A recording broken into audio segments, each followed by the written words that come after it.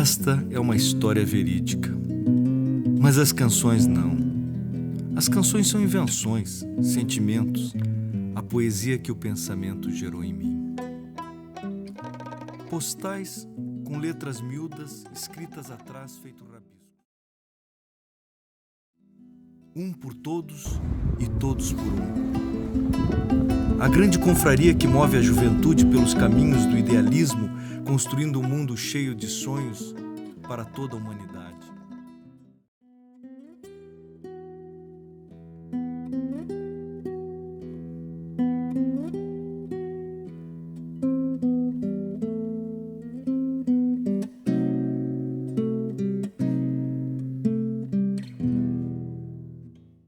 Mas era usado. Era usado normalmente, mas sempre foi usado. Era uma cadeia. De vez em quando tiravam eles quando estavam presos. Teoricamente de alta segurança. Nessas condições. Tanto assim, história, por exemplo, que alguém fugiu daí, não. Tem uma história lá de um assaltante de banco lá na década de 50, 60, que teria fugido dentro de uma panela. Gente, é uma coisa assim tão. Nem o Tarantino acho que faria uma coisa assim, sabe? Fugir dentro de uma panela, não tem a mínima condição de sair daí. É óbvio que ele pagou pra sair. Mas o Manuel Raimundo Soares foi preso aí. E o que era o remo? Hã? Remo. O remo da panela? Imagina, não sei nem quem que é, ser uma colher. Reza a lenda que é uma colher. Uma colher de madeira. Colher de pau. Ele nunca mais foi encontrado, esse cara. E houve tentativa de outros para fazer. Houve tentativa e um morreu no meio do Guaíba e o outro foi preso. Ia para a ilha os presos políticos, né? Mas quem era enquadrado na Lei de Segurança Nacional também ia para a ilha. Por exemplo, assaltante de banco. Sim. Ficava na dúvida se era subversivo ou não era. Então, enquadrava na Lei de Segurança Nacional e ia para a ilha também. Os presos comuns, eles não tinham identidade, eles tinham nomes diversos, apelidos e tal, né? E eles, quando eles desapareceram, ninguém era identificado. Nós começamos, eu entrei em setembro, no dia que eu saí o Raul foi para a ilha. Aí eu fiquei um ano e um dia. E aí teve nós começamos a usar os parentes para entrar com habeas corpus, para soltá-los. Não chegamos a ficar juntos. Porque eu entrei em maio, fui preso em abril, eu entrei em maio para a ilha, que foi quando nós abriram para nós. Eu saí em abril, dia 7 de abril. Aí no outro dia, na segunda-feira, eu vim trazer jornais para com o Raul, Carlos Araújo. Fiquei uns dias no final do ano, depois me levaram de novo para São Paulo. E aí eu voltei, na minha volta de São Paulo é que tu já tinha saído, eu estava saindo. Houve momentos que, por exemplo, sequestro de embaixador, né? Eles cerravam a ilha, juntavam todo mundo e ficavam cercados. Então tinha gente que só passava, por exemplo, até menores, né? Ficava no Frigério de Cristians, tinha 16 anos, e ficavam aí. Então eles, o Edmur ficou poucos dias, era um cara muito procurado, eles levaram para São Paulo. O Bicho ficou, acho que 1, 2 dias, o Bicho ou o Gustavo Duarte Chile. Tinha caras que ficavam um pouco tempo.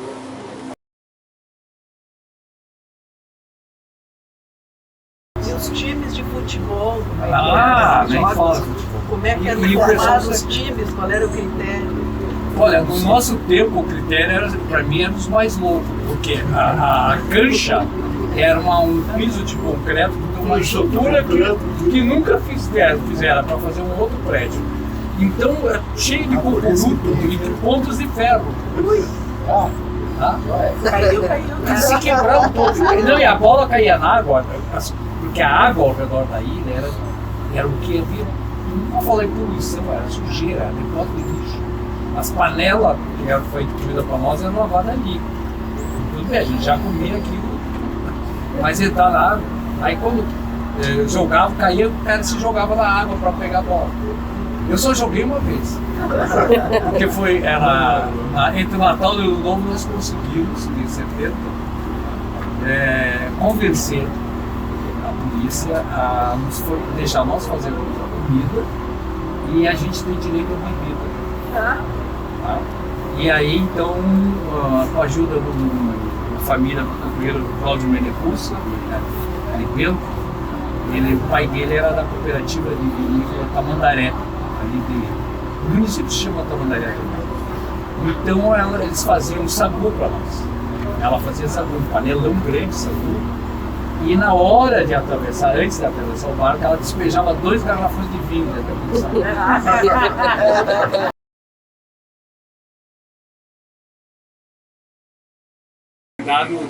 A prisão, ela te provoca comportamentos, às vezes, meio maluco. Eu acho que tu libera, né?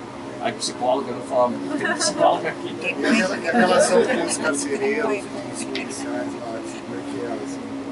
Olha, tinha assim, quando nós chegamos, nós passamos antes pelo DOPS, a minha turma, né? Nós passamos pelo DOPS e quem cuidava de nós era o próprio DOPS. E o DOPS, quando íamos buscar o depoimento, lógico, ele já ia para a cultura mesmo, ele chegava, botava o pé em cima, estava deitado, na parede da polícia da Itália, subiu para os 2 pés do meu peito, dava um pontapé, isso aí.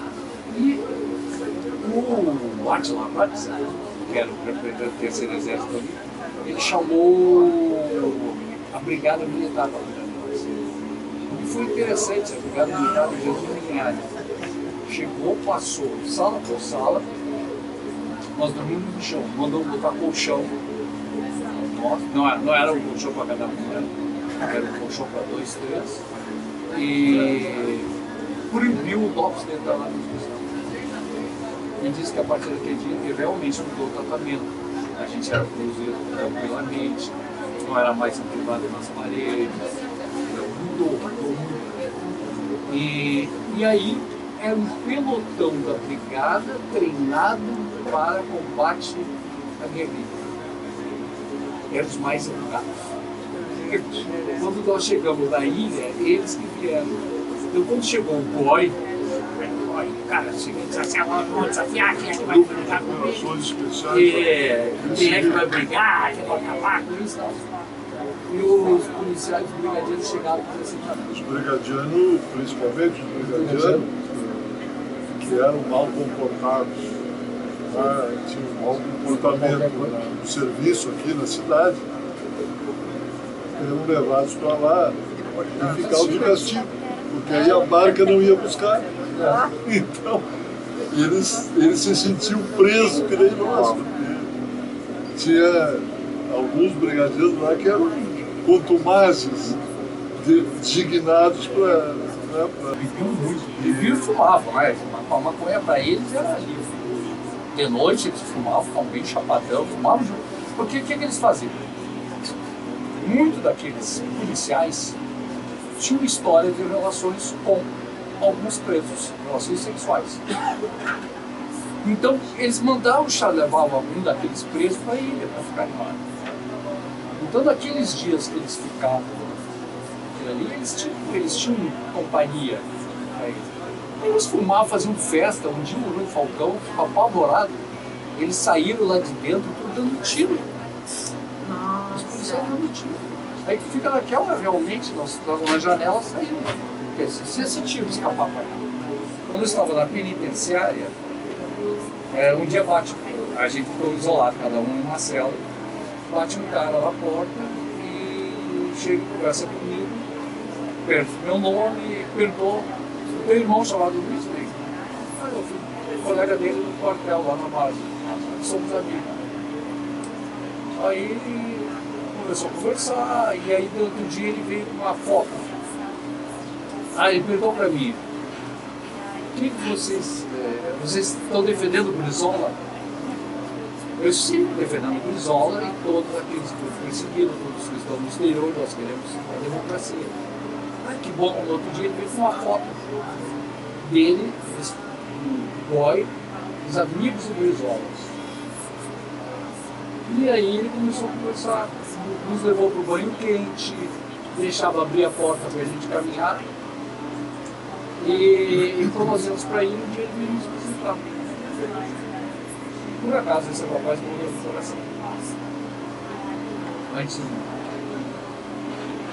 o outro foi um cara que fazia parte do grupo que foi me prender lá em Garibaldi, bem louco, Cardozão.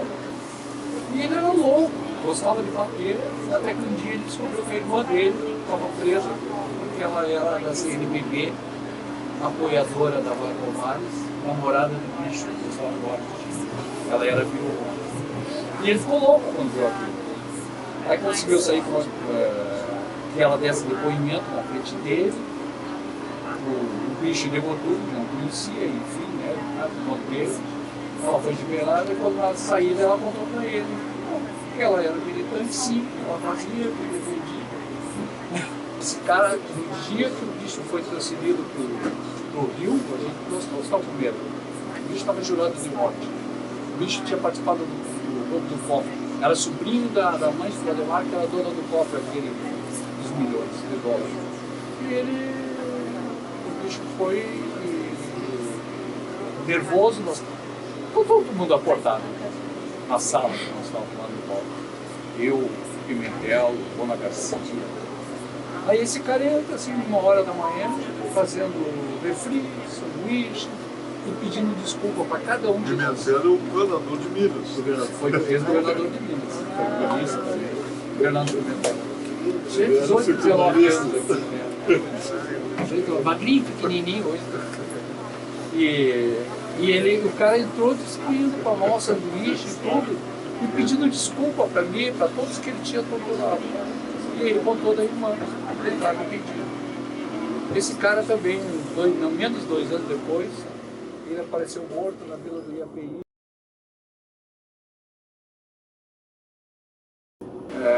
Tinha um rapaz da Vila Santa Isabel, lá tinha um grupo que era muito ligado ao Edmundo Pérez Camargo, que formava o chamado M3G. M3G era Marx, Marighella e Guevara. E eles faziam... Marx, Mal, Marx, Mal Marighella e Guevara. M3G.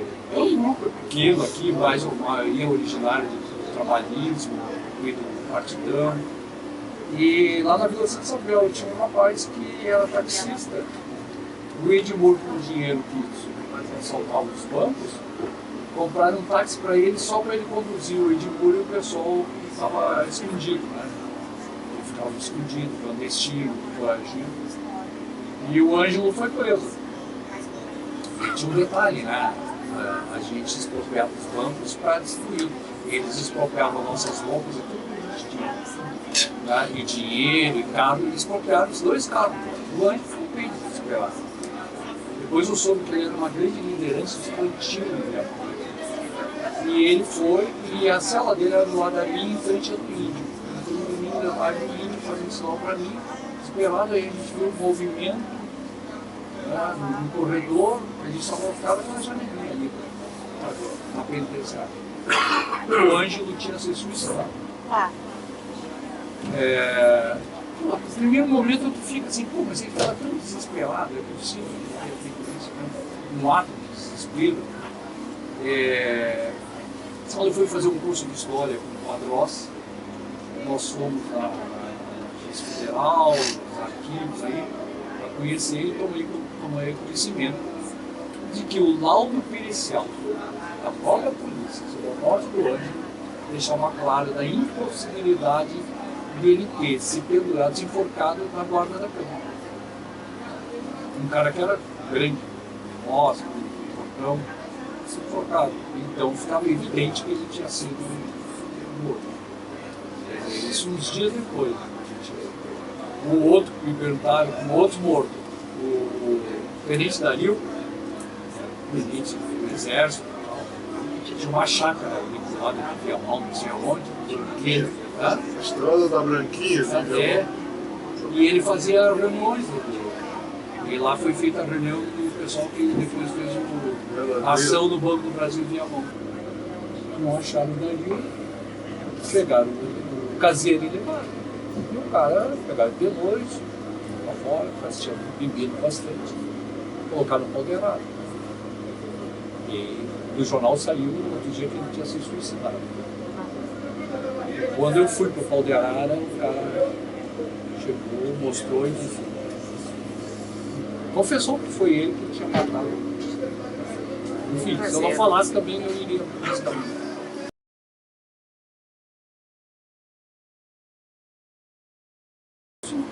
Quantos morreram depois da Raul? Que gente se jogou na privatização, ao alcoolismo, que depressão. Tem companheiros, um dia eu e o Raul Evandro fizemos um levantamento. Mais de 70% dos presos que passaram aqui conosco abandonaram qualquer tipo de luta, desapareceram. Eles não têm nem sequelas, não são pequenas. Lembrança pra gente, eu falo porque tem que falar, tem que contar. Tem que, essa memória não pode morrer. Mas dizer que não dói, 50 anos passados, imagino para muitos deles.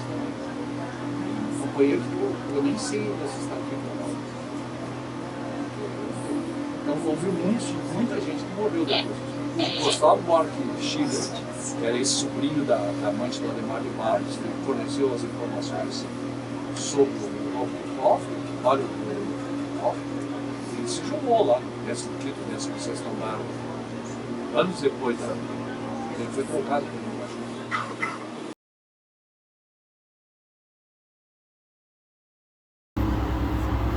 Perdeu dentro do shopping. Imagina, por vir o troço, eu estava cantando de gente armada e troço. E no caminho, um tal de americano chamavam ele, o nome dele era americano. O cara ia me dando pau durante toda a vida. Mas ao mesmo tempo, o cara dizia que eu sou profissional.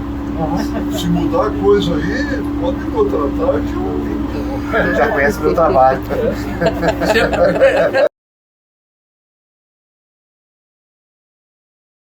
Mas era... Eles não bom. Toda viagem de Caxias para Porto Alegre, eu, o Paulo Frank e o Dario, toda hora um revólver na nossa cara. Vocês não querem descer para dar uma mijadinha? Bem na beira do Barões. Quer descer para dar uma mijadinha? Sempre apontando o revólver. Isso era faixa. É medo não dá erro, que eu digo assim. É de criar assim, constantemente medo. Tem que esfriar muito.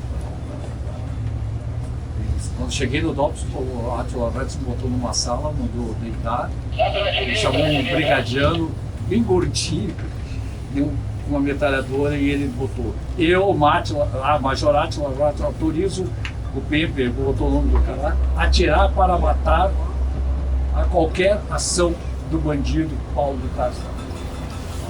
Aí, daí a pouco, o cara, uma vez de manhã, dando aquilo, pô, quero ir no banheiro, quero urinar.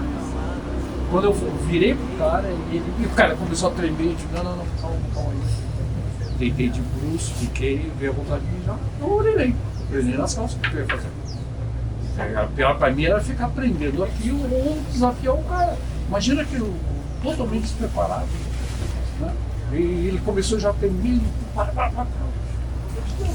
Já calmo, tranquilo. Já. Aquela roupa ali eu fiquei quase deprimido.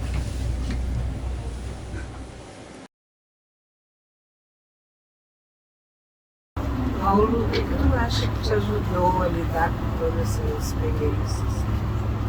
Olha, eu atribuo, em primeiro lugar, uma consciência tranquila. Eu tinha uma consciência política bem tranquila. Eu sabia que eu tive uma crise, porque eu entrar para a luta armada, eu tive uma crise uns 3 ou 4 meses antes, assim, que foi, eu me coloquei numa questão. Eu estou na luta armada. Quem está na luta armada mata ou morre. Tá? E eu tive que lidar com isso, eu enfrentaria. E não era questão de ser morto, para mim a questão principal era matar. Inconscientemente, sem qualquer preparo, eu me dei conta de uma coisa. deveria me sentir humilhado. Eles é que tinham que se sentir humilhados. Depois, quando eu fiz um tratamento psicoterápico, uma bruxa no chão, ela disse para mim que eu fiz bem, eu transferi eu não me senti culpado. Então, eu não tive problema de mentir, não tive problema nenhum. Agora, não é fácil, porque tu fica na estrada ao redor de 3, 4, 5 monstrengos te batendo, né? Eu não quis tirar a roupa, eles rasgam a roupa, de pelo. A questão das mulheres, terrível, não dá nem para pensar que as mulheres sofreram.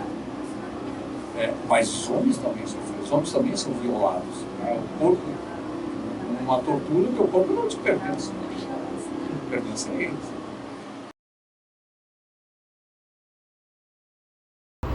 E outra coisa que eu aprendi que na tortura de Ponderara, por exemplo, na cacetada, dança de sanguido, a tua cabeça está livre. Isso me dava conta. Eu conseguia pensar.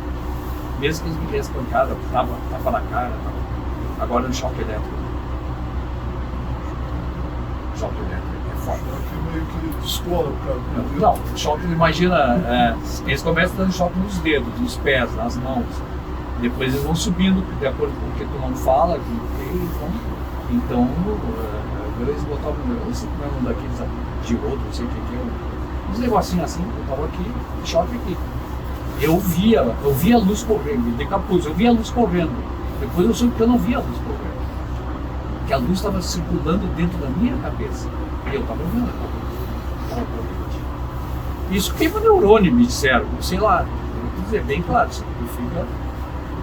Houve em determinado momento, a minha companheira na época estava presa também, ela disse que me via eu andando que nem zumbi. E eu estava preocupado, o que eu possa ter falado? Não tem. E tudo era por uma informação que eu não lembrava que eu sabia dessa informação. Que era onde era a área de treinamento da Farcomares. A quê? A área de treinamento da Farcomares, treinamento militar. Eu tinha certeza que eu não sabia. Eu e o bicho sendo torturados juntos, todo amarrado em fios nas cadeiras. E o bicho dizendo para eles, eu já falei, eles não queriam, eles sabem. Uhum. Na verdade, e a companheira sentada na frente para ter que assistir. Até hoje ela é doente, ela não sabia. E eu tinha certeza que eu não sabia. Agora, na luta do impeachment, eu chego lá em Caxias, conversando com os companheiros de Caxias, tal, e eu disse, mas afinal, onde que era a nossa área de treinamento? Aí disseram, como tu não sabe? Tu era o responsável. Eu era o responsável, depois eu não sei. Eu tive muito pesadelo, muito tempo, passava a noite inteira sonhando, via e voltava, e dores de cabeça. Esquecer não. Ela mesma disse para mim, não esquece. Só não sofre. Mas tem isso. A tortura, para mim, o objetivo, não sei como é que o Raul via isso, o meu objetivo é esse bilhete de saída, né? De criar a expectativa da morte. Tu vai ser morto. Eu tô não falar que tu vai ser morto. E tu fica numa dualidade. Ou eu morro, ou eu entrego.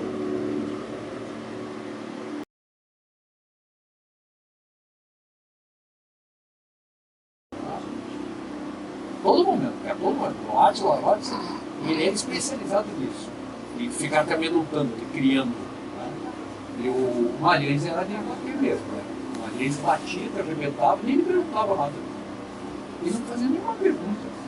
Ele só batia, choque, elétrico. O pessoal do nosso processo era muito. Que aqui no início era um negócio muito sem metodologia, era um negócio só da. O cara entrava, eu me lembro, careca me contando, olha, eu tinha tanta raiva que eles não iam arrancar nada de mim, tal era a raiva que eu tinha. Mas assim, como ele não falava nada, aí, pô, então larga esse, vamos pegar outro. Assim. E enquanto que lá no Operação Bandeirante, eles passaram a ter um processo sistemático, metódico. Primeiro era o isolamento absoluto. Lá na rua do Tóia, Na rua do Tóia. Tu ia para o isolamento solitária, né? Permanentemente escuro, nunca sabia se era dia, né? E depois entrava no processo que eram 3 equipes se revezando dia e noite. Aí estava o Ustra. O Ustra comandava, e major ou capitão ou major comandava as equipes de interrogatório e tortura direta. Mas ele nos acompanhava várias vezes. Ele acompanhava, ele não tinha nada de que era só comandante. Não, ele participou diretamente. Aliás, era uma das coisas que eles faziam, isso aqui era eu tava um choque elétrico, quando eu saí, então oferecer água gelada. E eu, na primeira vez, eu tomei. Aí o Bruno aqui me explicou. Dá o fenômeno da eletrólise, não sei o que, ou seja, te dá uma tremedeira sem tamanho, tu treme. O Ustra no dia que bota a eu estava chamava Cadeira do Dragão. Cadeira do Dragão. Né? E ele entrou e deu a maior bronca. O que vocês estão fazendo com esse rapaz? Assim, tira esse rapaz aí, traz aí um copo de leite, traz um negócio cheio de hematoma. Só do choque, mas marcado com hematoma. Traz tinha uns comprimidos para diminuir hematoma. E aí ele entrava do bonzinho, ou seja, né? Vamos, senta aqui, vamos conversar, vamos. 2 minutos. E então, ele se convencia que não ia sair nada também. Bota de novo esse filho da puta. E o Átila, na hora que me deram o alvará, foi ele que me deu o alvará de soltura, não era o juiz da auditoria que dava, era no gabinete do Átila. Ele disse: tu vai sair daqui, e se tu encontrar alguém, tu vai ser morto. Não vai ter mais coisa.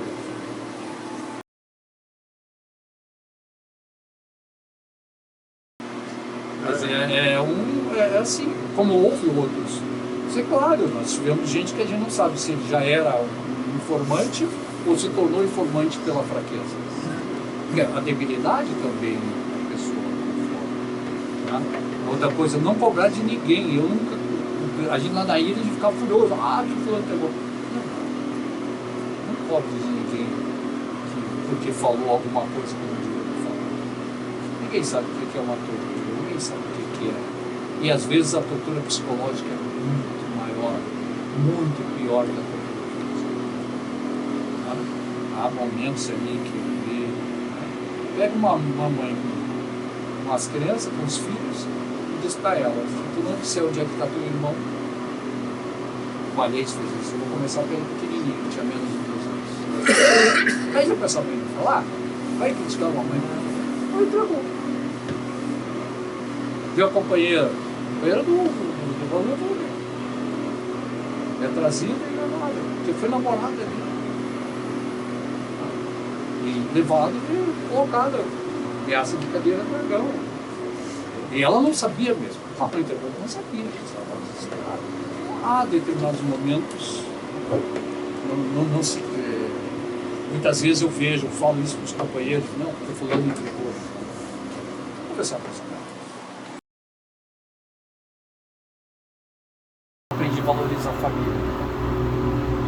Uma coisa muito importante. Marido, namorada, companheiro, mãe, pai, irmão, quem tinha filho. Porque, em primeiro lugar, por algumas mulheres. A tia do Fernando Pimentel e a tia do Dona Garcia, 2 senhoras, assumiram uma liderança presidente de mães.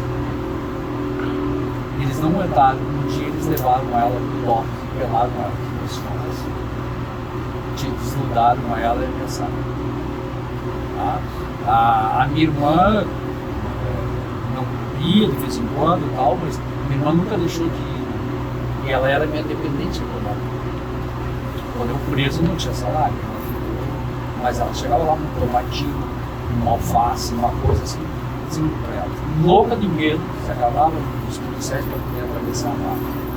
A presença dos familiares para nós, não só para mim, foi uma coisa era emocionante, porque tu tinha que ficar forte pra gente. Aí no dia de visita eu fazia barba, eu cuidava o cabelo, tudo, pra que eles não me vissem entrar. Mas eles iam lá no box, elas iam levar as coisas, elas lutavam. Dia de visita, era obrigatório, todo mundo. Tinha uns falando que ficava a semana inteira sem tomar banho. Dia de visita era obrigatório, todo mundo veio, Foi fazer a barba, né? Compara isso aqui, porque era o Tiradentes em São Paulo. Sim, eu tive Tiradentes na Unia, nós tivemos lá. Eu era outro, e Viúna também, a gestão Era aqui, só o fato de tudo. a ilha tinha essa. Estava com as celas abertas. Podia tomar sol. Tomar sol.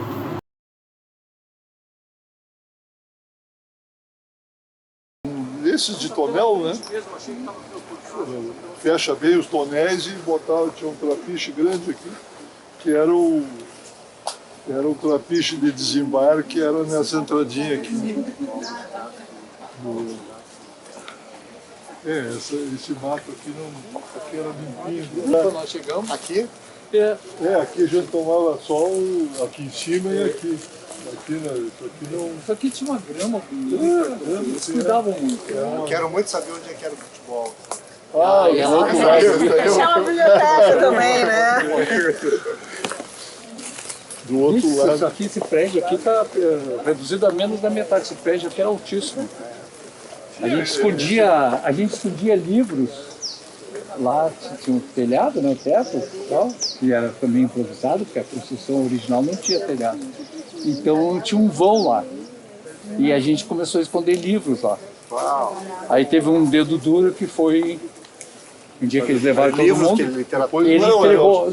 político, Nós tínhamos uma biblioteca bem grande. Tipo Chegou a que 300 e poucos livros. Mas livros de... Aí tinha esses livros do Mao, Lenin, esses aí. Não, O Raul tinha uma coleção do José de Alencar. A mãe dele, ele leu todo o José de Alencar. E dentro de alguns livros tem um lá em casa, recortavam e botavam outras coisas no meio. O Estado da Revolução, a capa eram uns caças da Guerra da Coreia, o mundo em chamas. E o texto interno era o Estado da Revolução do meio. Mesmo aqui você trazia os livros.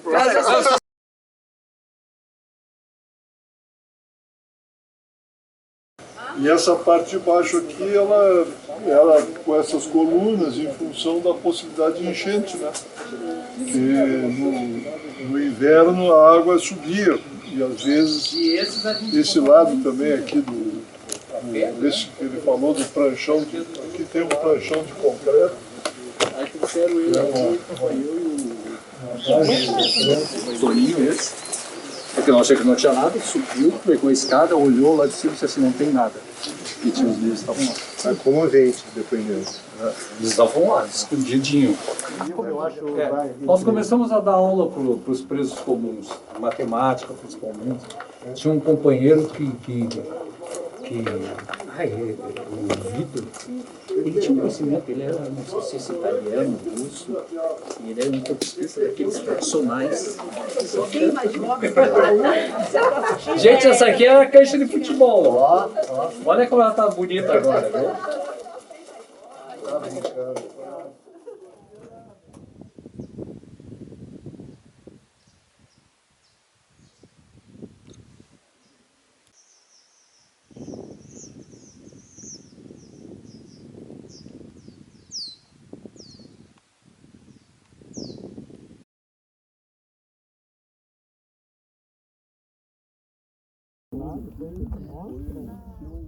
Tem várias coisas gravadas que eles fizeram. Ah, claro. Mais de 60, acho que o máximo foram 70 presos, 65, 70 presos políticos aqui, porque não cabe também mais. Sim, é bem... E eram 8 beliches por cela. 8 beliches em cada cela. As celas lá dentro elas não eram. Elas eram gradeadas, mas não eram fechadas, porque elas não têm um banheiro, não tem água, não tem nada. Isso aí era um paiol. Sim. Era um paiol de pólvora do século XIX, né?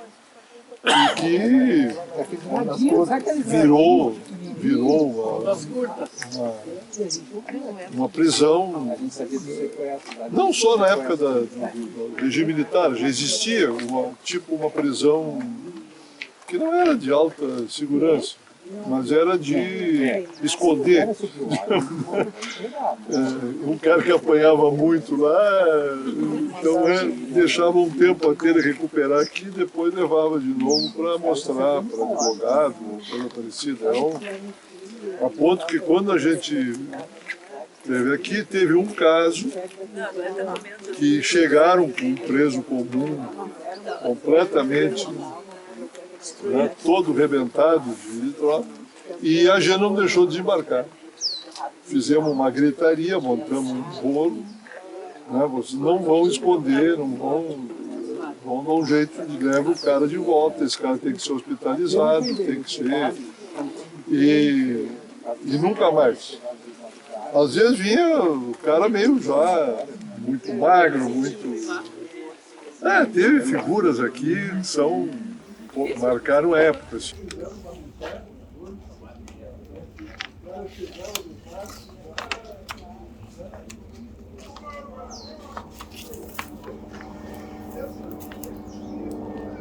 Como é que tu pensou, Manuela? Isso, a partir dessas conversas, ou tu já tinha...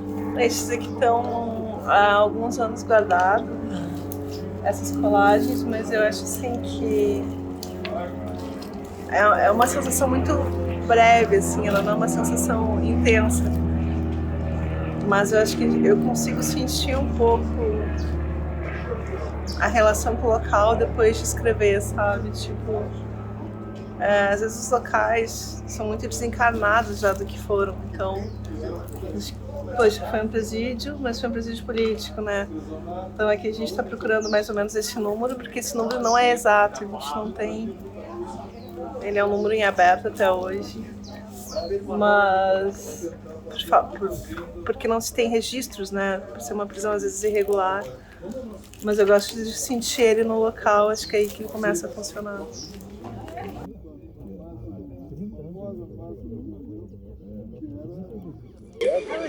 Mas agora aqui a ilha a gente procurou se divertir. Tinha o pessoal fazer poesia. Cláudio Boeira Garcia, companheiro lá de TAPS, foi professor da UniJuí, acho que foi diretor do Departamento de Filosofia da UniJuí. Ele começou a compor aqui dentro. Tinham 6 caras de TAPS. Quando ele saiu, eles formaram... Dali ele era o mentor, formaram o grupo Os TAPS. E foram para a primeira Califórnia da canção nativa, onde eles fizeram uma canção épica, poesia épica, longa, e ganharam um Oscar Club na Uruguaiana. E depois ele se destacou. Eles tinham um cara em São Paulo, um projeto cultural, financiou um long play deles. Eles vieram, lógico, cada vez que eles iam cantar, estávamos todos nós lá, né? E ele fazia muita música. O Jorge Fischer, que tem livros, Jorge Fischer foi do COI, foi policial, e em 64 meses ele já rompeu, foi expulso. E ele era um cartunista. Ele fazia um monte de coisa, e nas paredes, assim, tudo aquilo. Então a gente tinha músicos, tinha poeta. Cada vez que alguém vinha do DOPS, a gente sabia que lá estava sendo bem tratado, né? Nós recebíamos com música. E tinha um grupo de trotskistas que conheciam as letras da resistência italiana, dos franceses, dos russos. Então o Vitor cantava em todas as línguas, e aí a gente aprendia, cantava mesmo sem saber. Bandeira Rossa, então, a La Bella Ciao, Bandeira Rossa. Eu, em primeiro lugar, eu era contra a luta armada, né? Eu achava que a gente não devia ir, que tinha que buscar sempre ganhar pela conversa, pela discussão, pelo debate. Mas aí eu fui para o Congresso, eu estudava filosofia, trabalhava no Brasil Garibaldi, estudava filosofia em Caxias. Eu fui para o Congresso da UNI em 68, o 20º Congresso em Biúna. E lá fomos todos presos. Mil e tantos grandes presos e tal. Não teve tortura nem nada, mas passamos um dia andando no barro. E aí quando eu voltei de lá, não era só eu, todo mundo voltou, não tem mais saída, né? Vou lá conhecer a cela. Aí eu cheguei, quando foi interrogado no DOPS, ele tanto tem contribuído para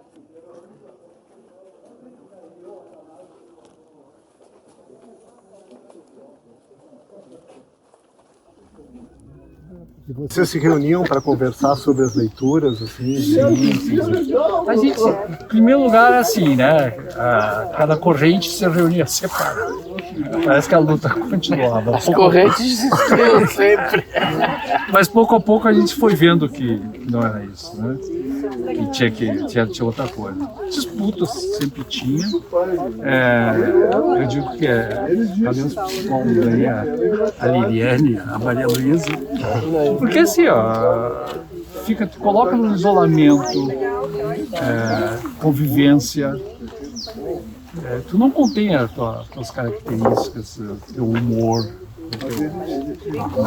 teus limites. Ela fez uma instalação, vocês sabem, né? Sobre os armários, né? Saída do armário.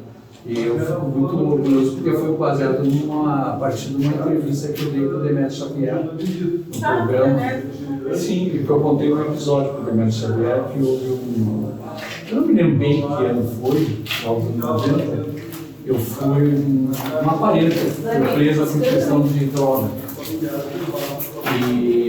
E aí eu fui lá, não era advogado, trabalhista, mas fui acompanhando de outros filhos, e chegamos lá, de repente me ligou que eu estava no outro lugar, todo mundo já todo do lado, e que tinha a fossa. A fossa da sala.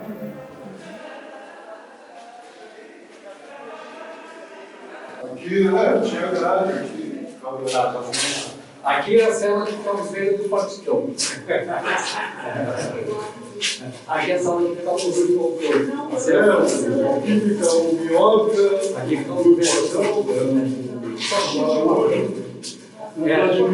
eu não peguei mesmo, mas é sobre o Volcão, o Atanasio. Aqui separava. Não, era por simpatia. Aqui fica o KGB. Aqui fica o KGB, aqui ficava o Edmurgo, aqui o Catarina, que é um dos desaparecidos. Eles separados, vocês? Não, aqui a gente foi indo, aproximação, conversa. Eu fiquei nessa cela. Eu, Valdir, Fernando Pimentel, Mona Garcia, Evaristo, Índio Vargas. No final da Tinha uma coisa que eu acho muito engraçada, que eles não permitiam mulher pelada, assim, né, o retrato. Mas eles botavam um retrato da Jane Fonda, que estava no Vietnã. Então ela tinha um retrato da Jane Fonda nas galerias. Eu acho que o segundo dia que eu estava solto, né? Eu já estava comprometido com o pessoal lá em Goiânia, que eu ia voltar para ficar uns dias lá em Goiânia. Acho que melhor só retrato de Jane Fonda ou retrato da Jane Fonda? Direito, economia, Sem andar, né? E entrei na Ana Rocha, né? E foi no meio da Ana Rocha e entra um barulho de uma sirene. Mas o troço automático, eu entrei dentro da Cepal, eu entrei dentro da Cepal, assim que sem pensar, dentro da Cepal, eu sempre nos livros da livraria da Cepal.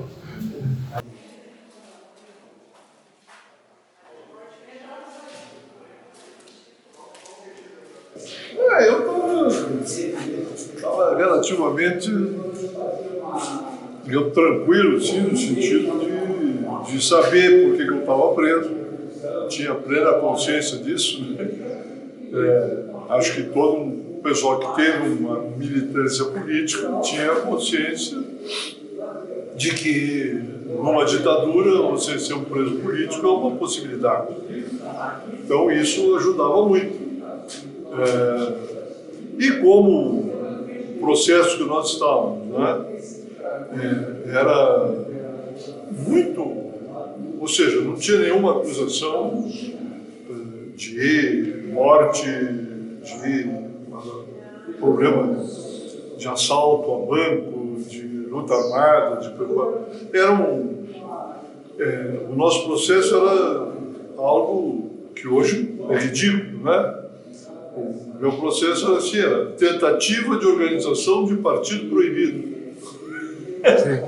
Quando na Constituição da época dizia que o regime era pluripartidário, né? E nós estávamos presos por tentativa de organização de partido proibido. Quem é que diz o que é proibido?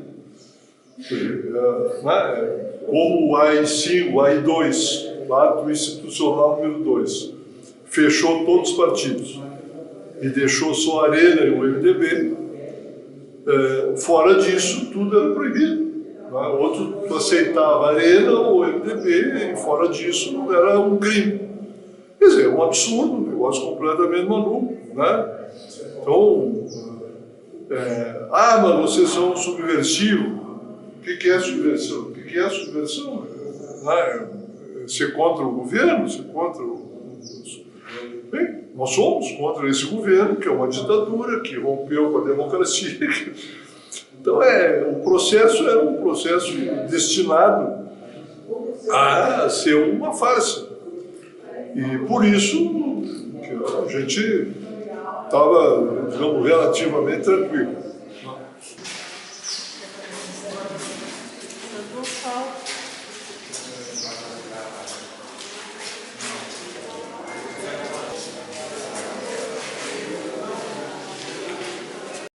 Chegando, né?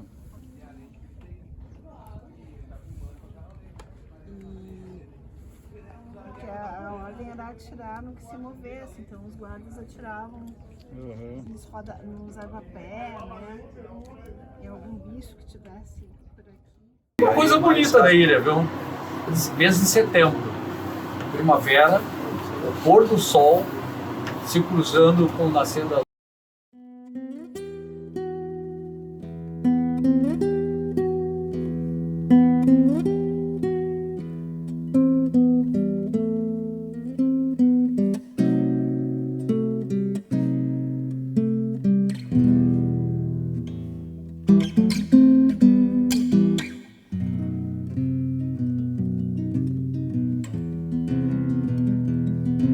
Esta é uma história verídica, mas as canções não.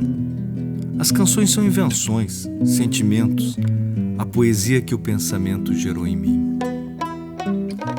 Postais com letras miúdas escritas atrás feito rabiscos, hieróglifos de uma linguagem entre amigos, de um mundo distante, suave melancolia. A correspondência entre meu tio Abrão e seu primo, jovens crescidos juntos desde a infância, tempo em que os pactos para o futuro são firmados. Um por todos e todos por um.